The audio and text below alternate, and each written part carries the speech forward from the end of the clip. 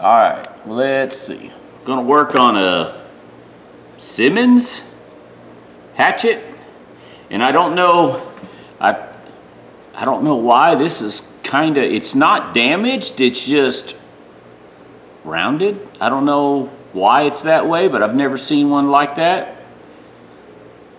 Could be that somebody had mushroomed this and took a lot off. I don't know. It looks like there's a little mushrooming there maybe that somebody took off. But anyways, it's a cool little hatchet. I mean, the size wise, 2 1/4, I think. I don't like the little stubby handle it's got, so I'm gonna try to take it apart without, I wanna save that metal shim in there. But anyways, let's see what I can do. And I think all I'm gonna do this is I'm just gonna clean it up and blue the head, nothing fancy. And then I've got just a good hickory handle I'm gonna put on it. And this one, nothing fancy, it's just, it'll work. Yeah, let's see what it looks like.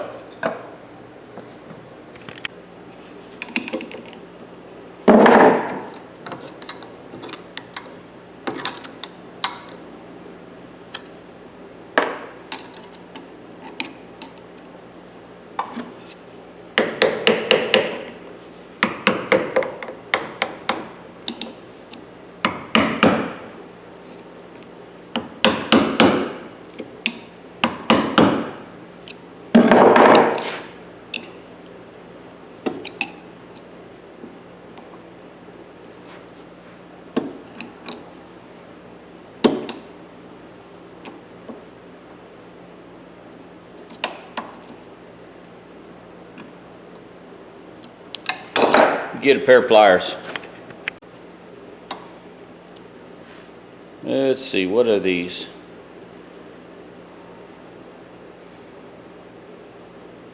Oh, Snap-on. Old pair of Snap-on I cleaned up a while back.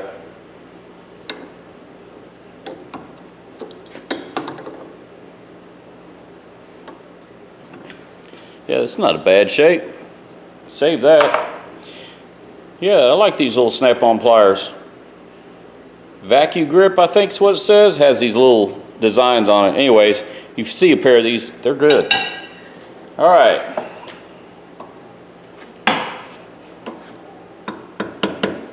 I don't want to do that. Don't want to, I'm too lazy to walk over and get, well, hell, I don't have to. I was going to say get a punch, but I didn't want to beat on my screwdriver.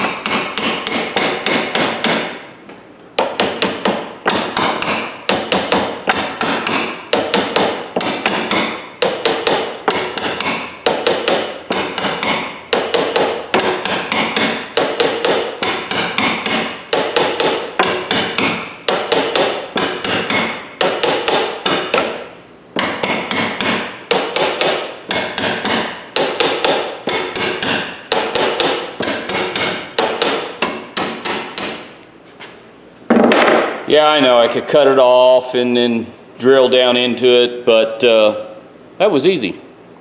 No reason in getting all that other work out. Now I'll just run this over the wire wheel and clean it up.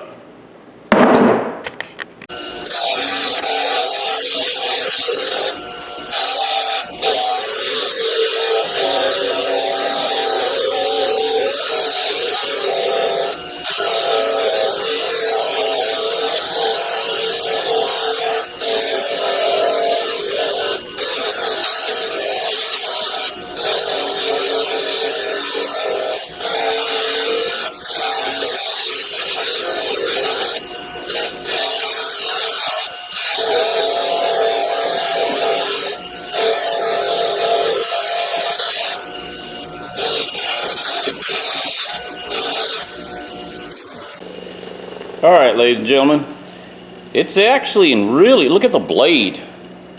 There is no deep dings. It's almost factory perfect.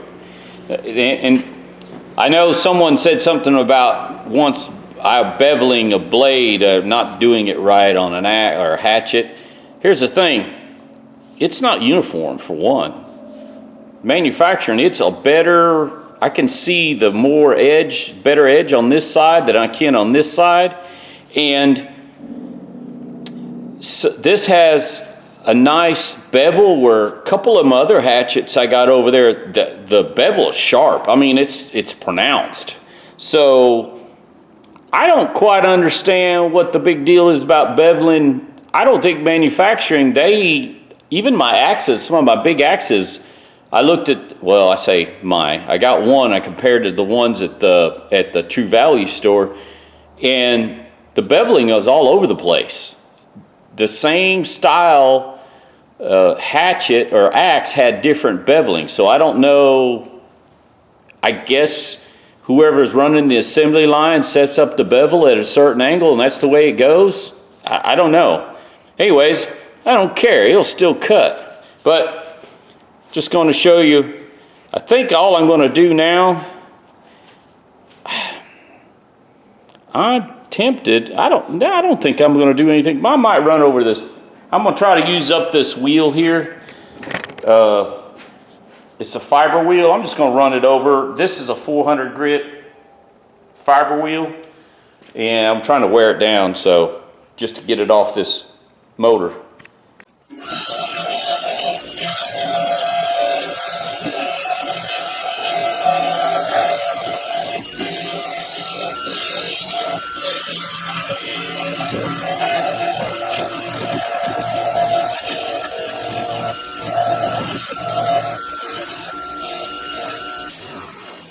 All right, that's the 400 grit, and that's just the wire wheel, and that's using the fiber wheel 400 grit.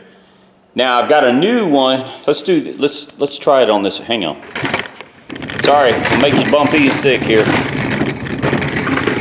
I got this new wheel that I'm practicing on. I just put it on yesterday, and it's a 320. This is a 320. So I want to see the difference and see how it works.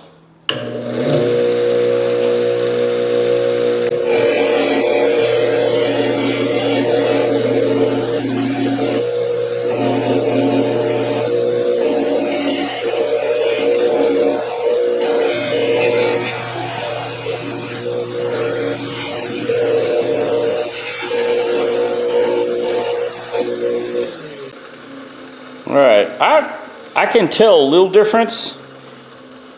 That's the 400 and that's the 320, which I'm going to go back over that gray wheel. Here, let's go back over here. Whoops, sorry.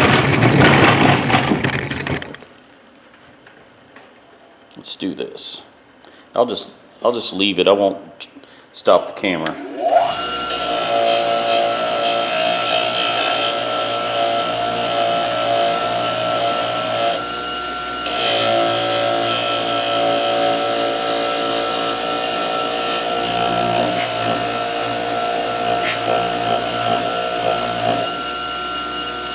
There's a little difference.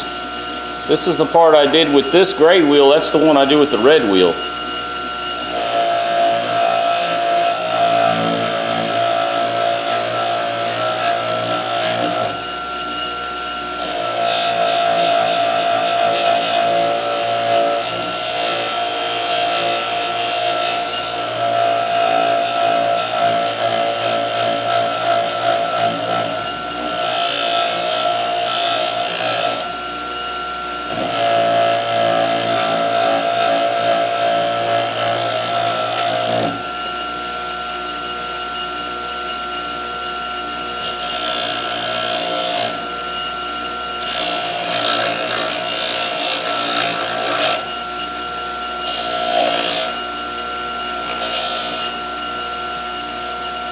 All right,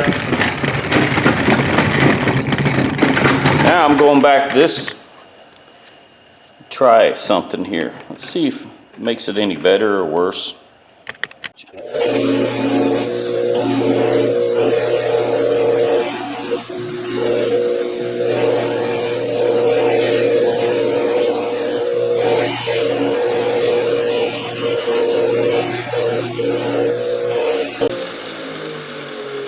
All right. I mean, I think the gray wheel, well, it being 400 grit and this being 320, this should be more aggressive.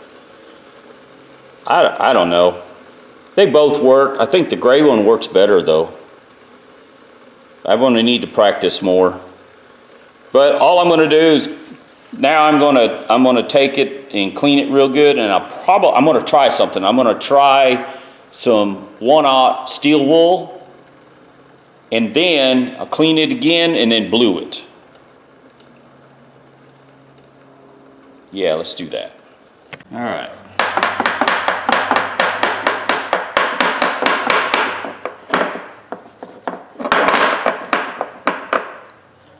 Just don't cut myself. This blade, this metal, I mean, I could probably just paint it and call it good, but I like the bluing. And the bluing is not the cold bluing. I'm not going to do hot bluing because I don't want to waste that kind of time with the heat in the oven. First of all, my wife won't let me take this stuff in the house. And the cold bluing is a little, it's just simple. It's easy to do. Anyone can do it. And it does give some protection. It's not chrome plating and it's not hot bluing. There is a benefit for hot blue. I will admit to that because that's a better type of protection. But this is not a gun barrel.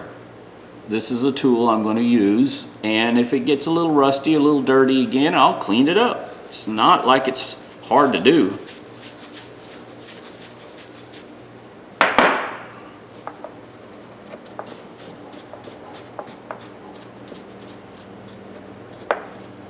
All right, get this back.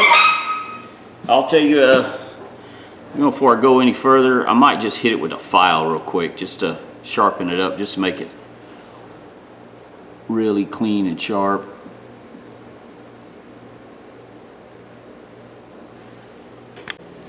All right, I don't know if this is the proper way of doing it, but I've actually talked to somebody who worked for the Forestry Service, and he said they carried a file, and he said a lot of the firefighters and stuff, Montana, they carry a file.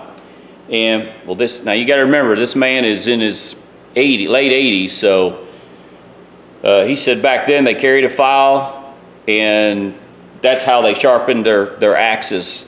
And they'd hit it a couple times, each side.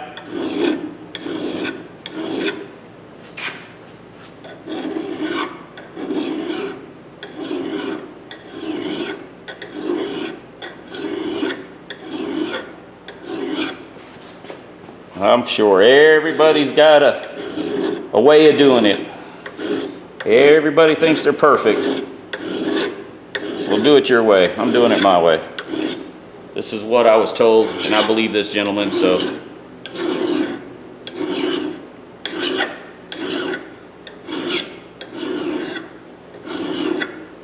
He said they did it off the back of the pickup truck, sitting on tailgate, eating their lunch. They had some time, they'd sharpen it.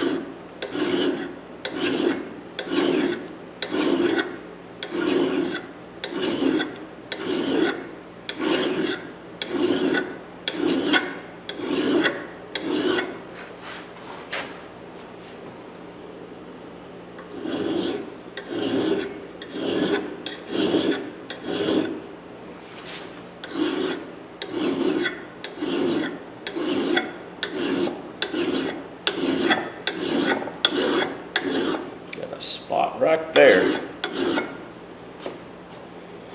Oh yeah, I'm gonna call that good. It's not like I'm cutting paper with this. Got a little nick there and a little one there. I can see it, but I'm not worried about it.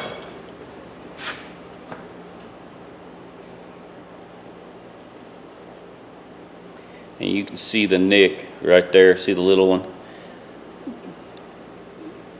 Now that little thing like that is not gonna hurt. First of all, I'm not cutting a 36-inch diameter tree with something like this. This is for splitting a little bit of kindling, knocking a branch off, something like that. Around here, I'm cutting weeds down. We got weeds around here. They'll grow 6 to 8 foot tall, and they're like a little sapling. They're not, they're weeds. Depending on what pasture you're in, sometimes a little hatchet or a machete is good to have. A lot of the guys, old timers around here that put up fence, they got these. They got the little hatchets in the vehicles. So anyways, let's go to blue. All right. This is I had to clean my corian. This is a piece of corian. I set some countertops a while back and had to cut some corian, and this is some corian that's left from that job I did. And if you guys ever set countertop, corian, some good stuff, quartz or corian. I like corian brand.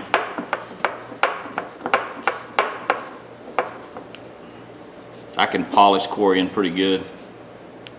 I'm not good with quartz. I don't know enough about quartz. I'm gonna have to learn some more about quartz countertops. I've never laid a granite countertop. Can't be that hard though. I've seen some of the people they bring in to lay that stuff, and I'm thinking, I'm a little more educated than them. I think I can figure out how to do it.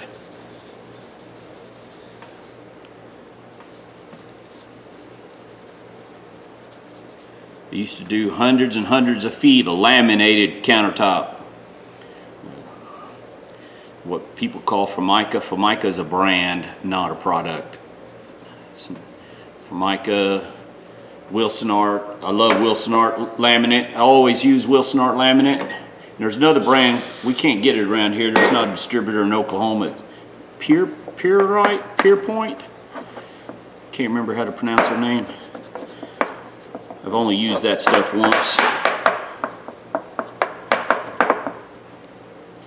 All right. Oh, and I'm cleaning with carburetor cleaner.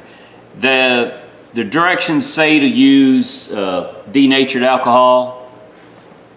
I don't like the stuff. It's too expensive. I carry carburetor cleaner in everything. Every one of my vehicles, my toolboxes, I use carburetor cleaner for everything. And okay, I'm gonna cross-contaminate this stuff because this is the last of this bottle I got. Well, maybe I won't. Let me clean this cup. I've got some more bluing on the way. It's supposed to be here tomorrow. They delayed in shipping, I guess. They didn't say it was back ordered. Anyways, hang on. All right. I cleaned the cup out with carburetor cleaner because I ran out of cups.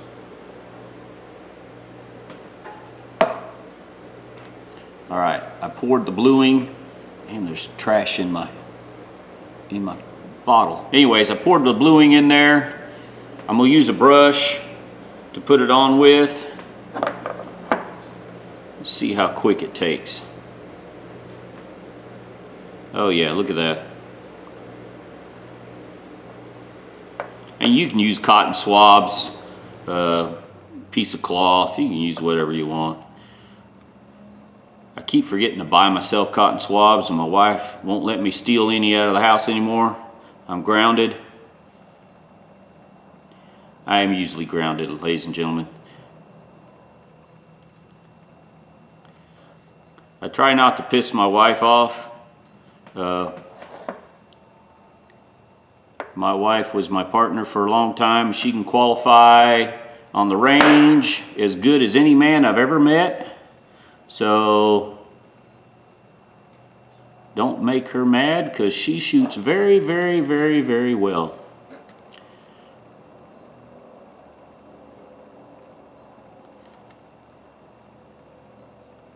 Oh yeah, look at the bluing. Look at it take.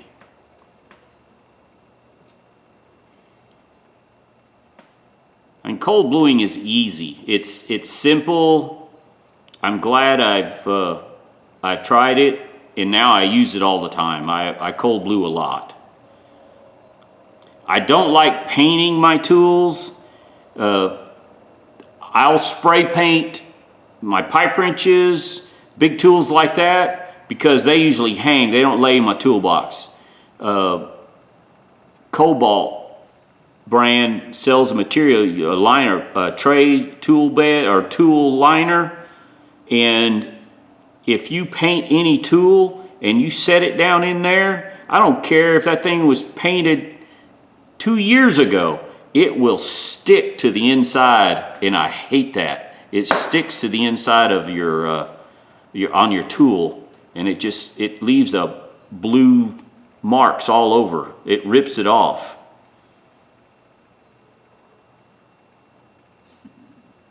Anyways, that's my gripe on that.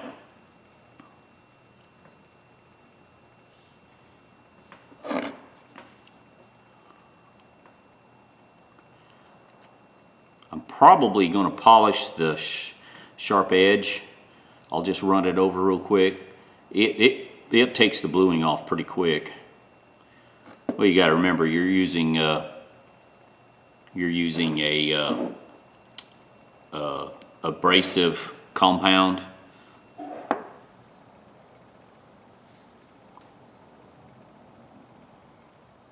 That looks pretty good. It's better than that primer paint that was on it. I'm gonna have to look up Simmons, go in and get some tea. I'll go in and look this up just to see, because I know nothing about Simmons.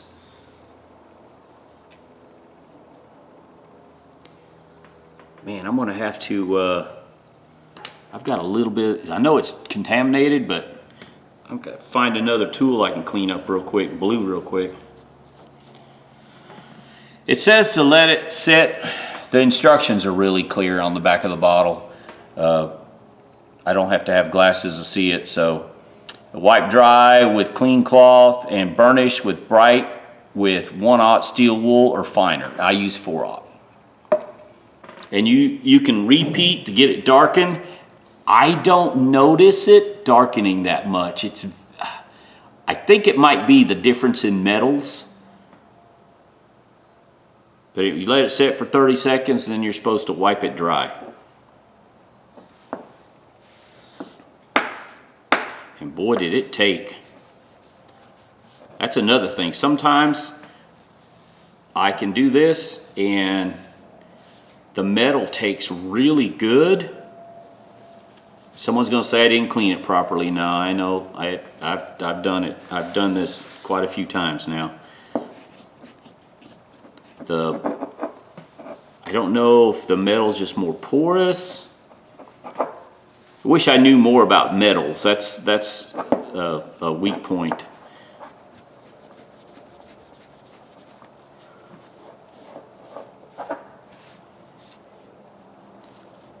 All right, look at that. Look how dull. Looks crappy. But anyways, I'm gonna let this set for a few minutes and come back with some steel wool. I'm gonna go in and get a glass of tea and come back to it, see what we got. All right, got my tea. Now I'm gonna just brush this off with this fine steel wool.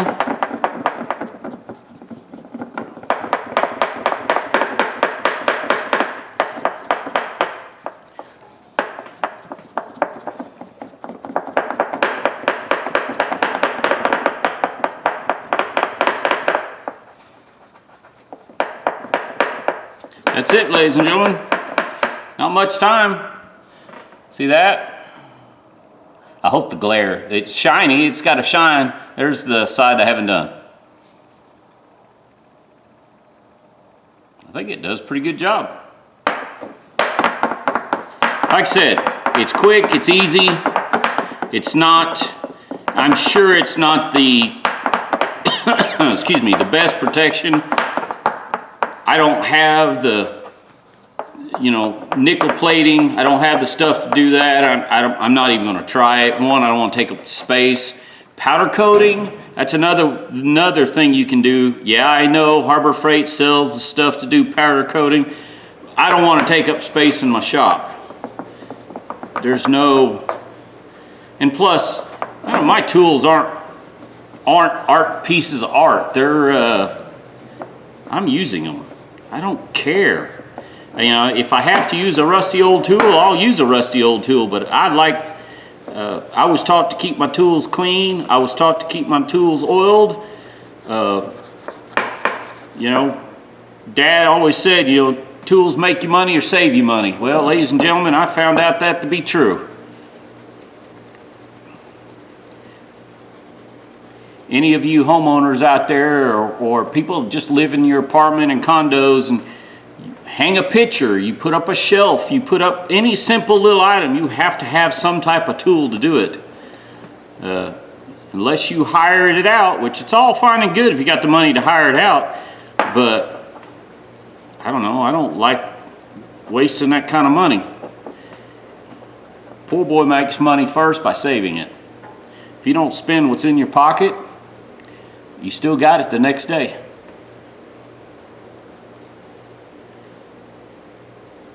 Oh, this, for some reason, this metal turned out nice. I don't know if it's because I ran it over the fiber wheel, if it helped. That's it. That's all I'm going to do. Well, I take this. Sorry. Hang on. It is sunny outside. So what I'm going to do, I'll polish this real quick, polish the edge.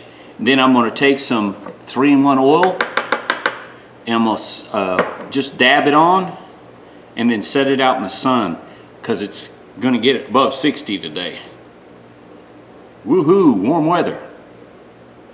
All right, let me polish this off real quick. The blade, I'll be right back. All right, guys, I polished the edge just a little bit. No big deal. And then now I'm going to tap the head on just to see where it's at. How much I trimmed just a little bit right there with a box knife. I think I'm going to have to do a little bit more. Oh shoot. Duh, the staple's still in the end of it. Dummy.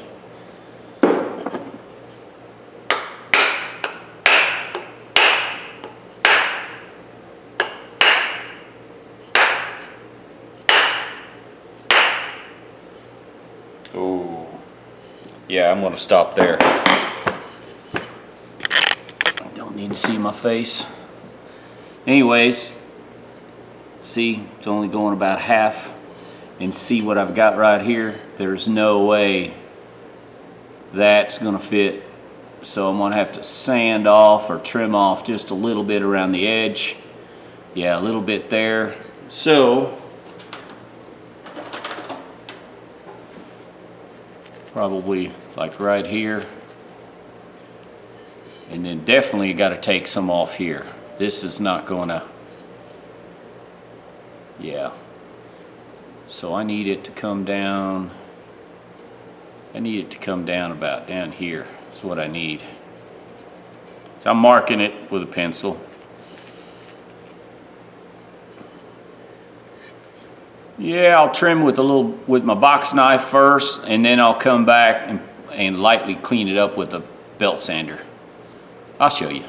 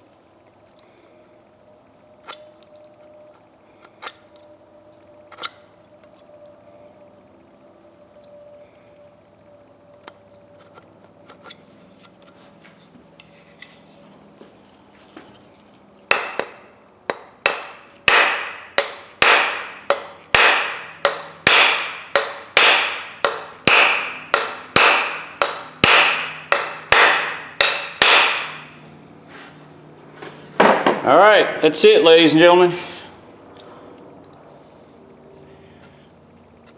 Cleaning, sorry, trying to get in the camera and trying to pay attention to what I'm doing. I don't want to cut my finger or scratch the blade up. I got it protruding past. Now I gotta cut a shim and put in this. We'll get to that next. All right, before I go any further, I've been wanting to do this. I gotta give a shout out to a viewer, Big Life, capital B, Big Dash Life, a viewer of mine. I've talked to him before. He's got probably one of the best videos I've seen on mounting a vise. I love his vise stand. It did a beautiful job on it. It's a small channel. He does a lot of axe work and hatchets. I sent him an axe a while back and he's going to restore it. But he sent me, I have a hard time finding shims here. Matter of fact, in the town I live in, our lumber yard can't get hardwood, if you can believe that. And the nearest lumber yard for me able to get hardwood, I have to drive 40 minutes either way. So, and deal with traffic and crazies and idiots. But anyways, he sent me these and sent me different shims, even metal shims, and never thought about it, but you can cut these brass down and make round shims, locking shims. Duh, I knew that, didn't think about it. I do know back in the day, when I worked on a job site, the old man, he cut a small piece, I think it was conduit, on his hammer. He needed to set his head. It was loose, and he cut a piece of conduit, and then he hit it with the hammer and bent it a little bit, made it oblong, and that's what he used to set for a shim for his hammer. Oh, and by the way, I do not glue shims in hammers or hatchets, because I was taught that if it comes loose, you fix it on the job site. And if you've got to cut the handle off and drill it out, well, the handle's no good for you. But if it's just loose and you get the head off and reset it, and then properly put a shim in it, then you can go on. You don't waste time trying to find a handle or another hammer. A lot of guys have at least 2 hammers on a job site. Yeah, I know there's people out there that use air guns, but there's places you can't use nailers. You have to use a hammer. So there. Anyways, that's what I was taught. So those of you that glue them in, fine, glue them in. That's what you like to do. That's perfectly fine. That's not what I was taught. Anyways, big shout out to Big Life. I really, really, really appreciate it, because I have a hard time getting this stuff. And those of you, you're laughing, I know, because I can't get hardwood in town, but I cannot get hardwood in town. And I know the inventory clerk at the lumberyard, they cannot get it. It's just one of those things that they don't ship here. And it's still part of the COVID problem. They don't get 40% of their orders when they make an order out. So there's still backlog on that. Anyways, let me get a shim in this and go from there. All right.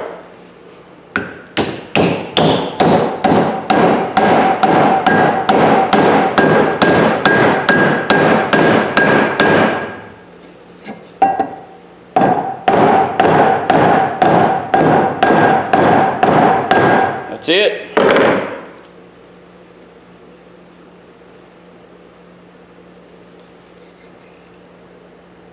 Oh, and I did measure the distance inside. I forgot to show that, but oh well, it doesn't matter. I'll cut the top of this off on the bandsaw and then put the shim in it. All right. I'm going to offset this a little bit. Don't really need to. but that's the way I'm going to do it. Everybody has their own way. I could have set it straight in, but I don't know. Just felt good. That's what I want to do.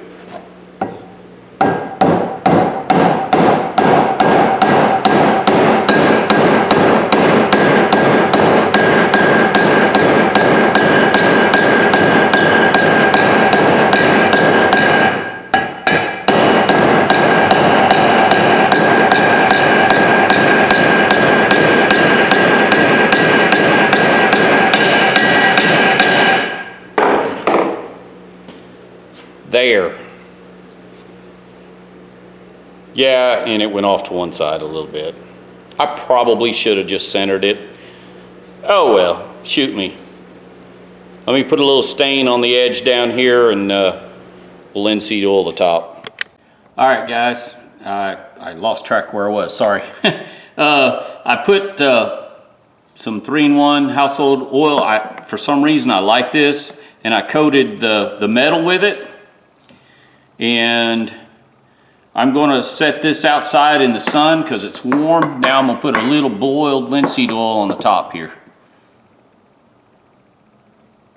And I'm going to do this once a day for a week on the top.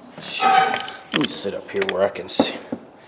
And the reason I use boiled linseed oil is it makes the wood swell up.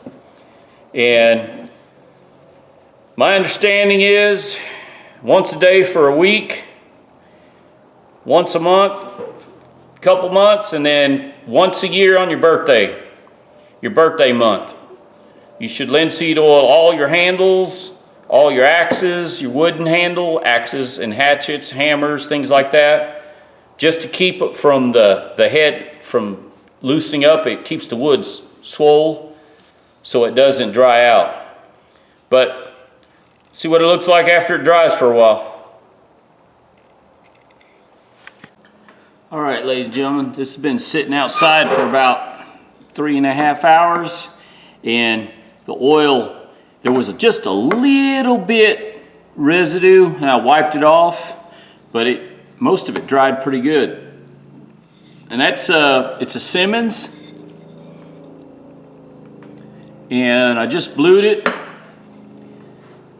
Cleaned it up real good and blued it. I had this handle. I bought a bunch of handles a while back. They were on, I had a good price on them. So anyways, there's the shims, the wood shim, of course, down the center. And that's the wood shims I got from Big Life. He sent them to me. And the handle, it's a good little hatchet actually. It fits really good in the hand. I like this one. And I found some information on the Simmons. I guess it was made by Keen Cutters, K-E-E-N or K-L-E-E, I can't remember now. But this is their, I guess Simmons was their cheaper line. And the only thing I could find is like around 1939. I don't know how long they made them or when, but I don't care. It doesn't matter. It's in pretty good shape.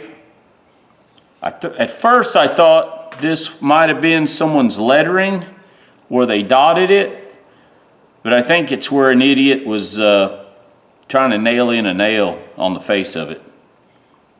I'm pretty sure that's what that is. All in all, the blade is in really good shape. Really good shape. And I think I paid I bought $5 worth of stuff. I got this in the junk pile for $5, and I probably got, I don't know, 60 cents in this thing. Not even that much, I don't think. I did have to buy the handle, and I think I got about 11 or 12 bucks in the handle, so a good little hatchet like this, I don't think you could go wrong with what I got in it. And now, that being said, if somebody can tell me why, I can't understand why this is ground down on the side. Well, I say it's ground down. I don't know if the factory, if it was forged like that. I don't know. Hard to tell. As old as this thing is, who knows? Maybe it was mushroomed out and someone just got crazy with a grinder and ground it down, who knows. But good hatchet. Let's see. For the money, I can't complain. The head on this thing is 4.5. The blade's 3. Back here it's just under 2. So if anybody needs to know, I like it. It's good. I have a collection of these. I carry one in every one of my vehicles, and I do own 4 vehicles. And have them at work. I use it as a demolition, not as a demolition hammer, but as I have a plaster and lath and plaster concrete walls, and I use something like this, an old S-wing hammer hatchet, and I use it as a demolition. I beat the heck out of it. So, and I have seen somebody rescued out of a car once, cut the top of the hood up and peeled it back to get the female out of the car with an axe. And I have personally rescued somebody with an axe before. They were impaled onto a tree.